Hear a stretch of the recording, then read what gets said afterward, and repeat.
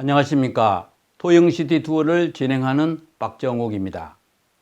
오늘은 이순신 장군님과 원균과의 관계를 이야기하도록 하겠습니다. 이 두 사람의 관계는 400년 전 우리 역사를 밝히는데 꽤 중요한 관계입니다.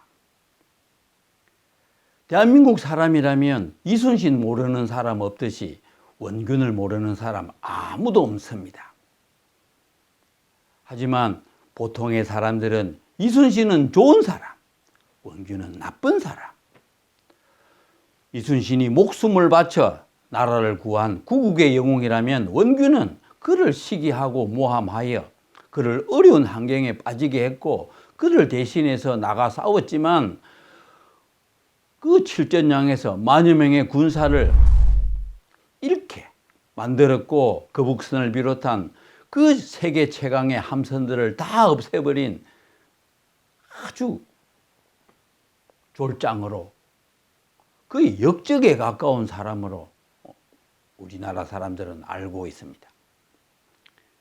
하지만 이 두 사람의 관계는 매우 흥미로운 게 가정법이 없지만 역사에는 이 두 사람의 관계가 화목하고 컨비네이션을 이루었다면 결과는 어떻게 되었을까 생각해 보면 저는 이 두 사람의 관계를 규명하는데 꽤 흥미로웠습니다.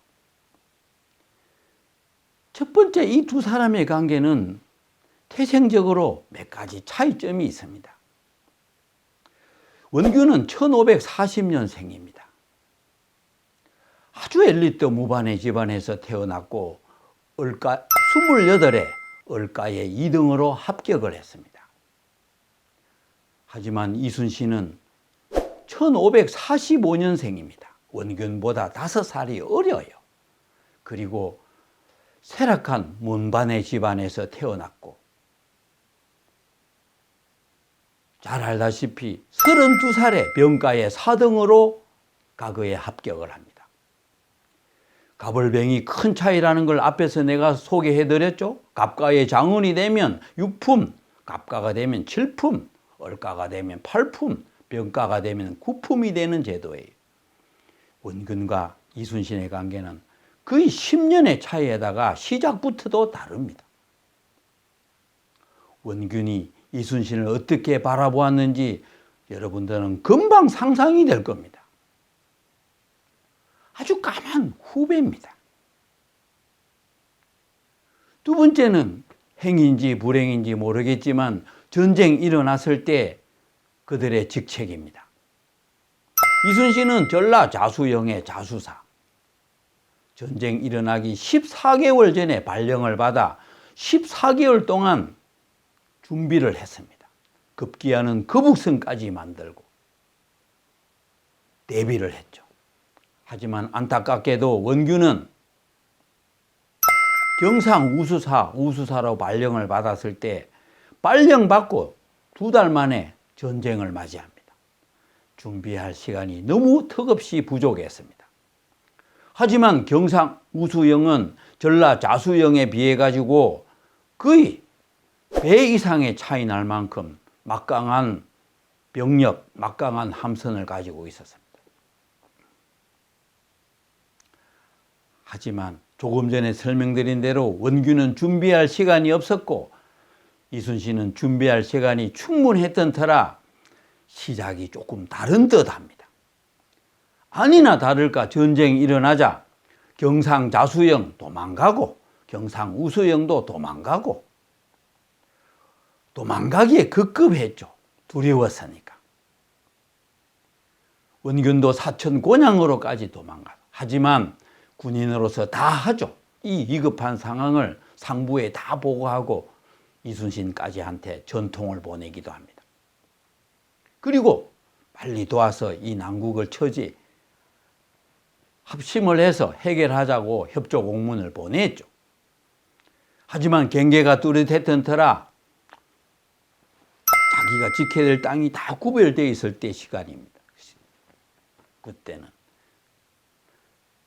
하여 정부 공식의 명령이 내려올 때까지 기다리고 결국에는 경상도로 진출했다는 해도 좋다는 허락을 받고서는 출전을 하는데 전라우수영과 함께 하기를 원했지만 전라우수영이 연락되지 않아 단독으로 출전을 합니다. 전라자수영. 그때 당포에서 경상남 지금의 삼덕항인데 당포에서 원균과 조우를 합니다. 이순신은 24척의 함선을 거느렸지만 원균은 불과 4, 5척의 전선, 병력도 적었고 장수들은 많았지. 그걸 보면 준비가 많이 덜 됐던 건 확신한 것 같습니다. 이튿날 옥포에서 적과 처음으로 마주하게 됩니다. 굉장히 두려운 한판을 이순신은 아주 용감하게, 원균도 용감하게 적을 분쇄시킵니다. 그리고 하포, 적진포에서도 아주 원사이드하게 이기고 전라 자수영 여수로 기항을 합니다.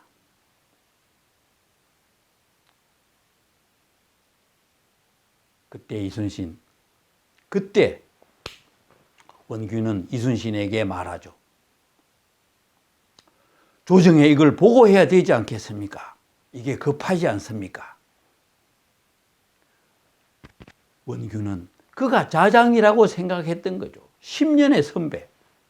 그리고 비록 자기 군사가 적고 배가 적지만 선임인데다가 또 자기도 열심히 싸웠기 때문에 원균 스스로 자기가 자장이라고 생각했던 것 같아요. 그러니 이 보고서를 작성하자고 이순신한테 제안했지만 이순신은 그게 뭐 바쁩니까? 그건 천천히 합시다 해놓고서는 그날 이순신은 자기가 보고서를 써 올립니다.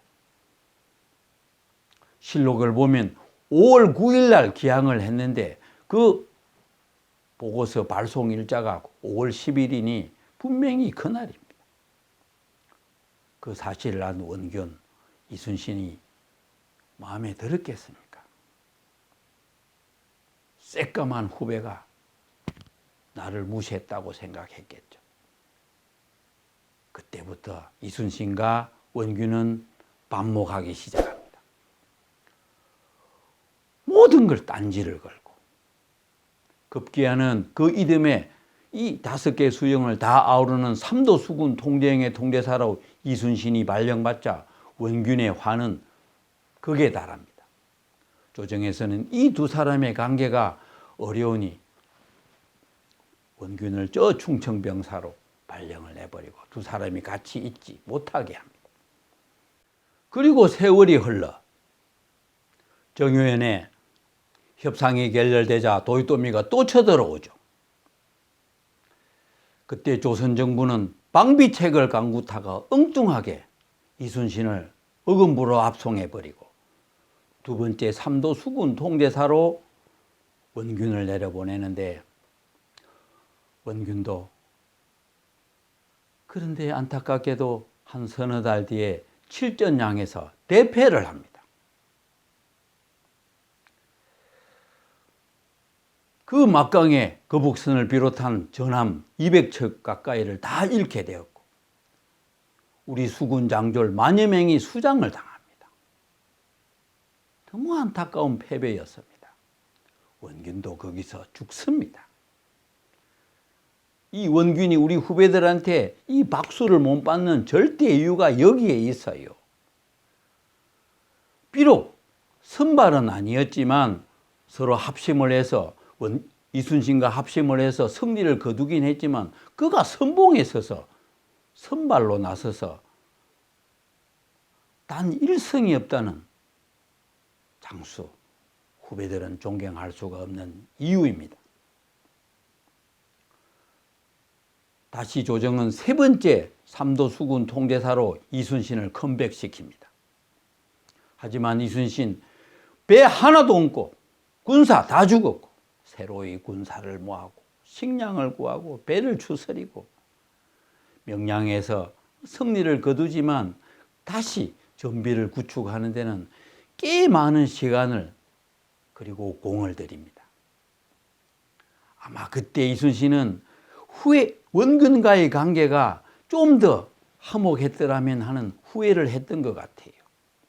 그 경험치를 살려서인지 두 번째 파트너였던 명나라 장수 진린이 왔을 때는 최선을 다해서 그를 도웁니다.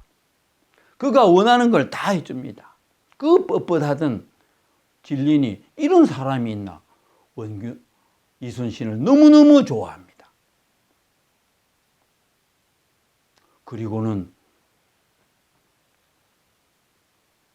마지막 노랑에서 싸울 때도 진리는 목숨을 바쳐 싸웁니다. 아마 이순신은 그때 원근과의 관계에서 큰 교훈을 받았던 것 같아요. 나란 일을 하는 데는 그가 비록 내 마음에 들지 않더라도 내가 최선을 다해서 그를 내 편으로 만들어야 된다는 사실을 알았던 것 같아요. 아마도 원균과의 관계에서 그는 이 경험치를 꼭 배웠습니다. 그랬더니 진린하고는 너무 사이가 좋죠. 여기서 우리가 이순신한테 꼭 배워야 되는 것이 있습니다. 지금 내가 이 대한민국을 보면 여러분도 눈에 보이실 거예요. 여당은 내가 힘이 세니 야당은 내 마음대로 하면 되지. 오너라, 가거라 마음대로 하려고 하고. 그들한테 뭘 하나 주어야 되는데 주질 않습니다. 그러니 야당도 말 안 듣고. 야당은 또 어째요? 힘이 없는데 여당에서 뭘 주지 않으니까 딱 서로 반목만 합니다. 나라는 일을 하는 데는 그래서는 안 됩니다. 그랬더니 어찌 됐어요? 그 막강의 전함이 다 없어지고 그 죽지 않아도 될 수군 장졸 다 죽고 그로 인해서 백성의 피해는 더 큽니다. 이 이순신과 이 원근과의 관계에서 지금의 우리 정치인들이 꼭 배워야 되는 덕목입니다.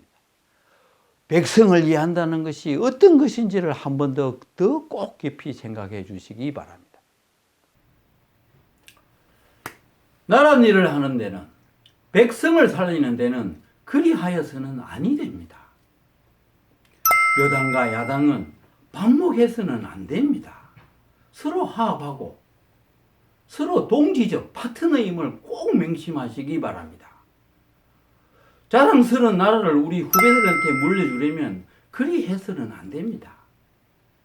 제발 이 이순신과 원균의 관계에서의 그 후회되는 장면을 여러분들이 꼭 명심해서 이 나라가 좋은 나라가 되도록 꼭 노력해 주시기 바랍니다. 감사합니다.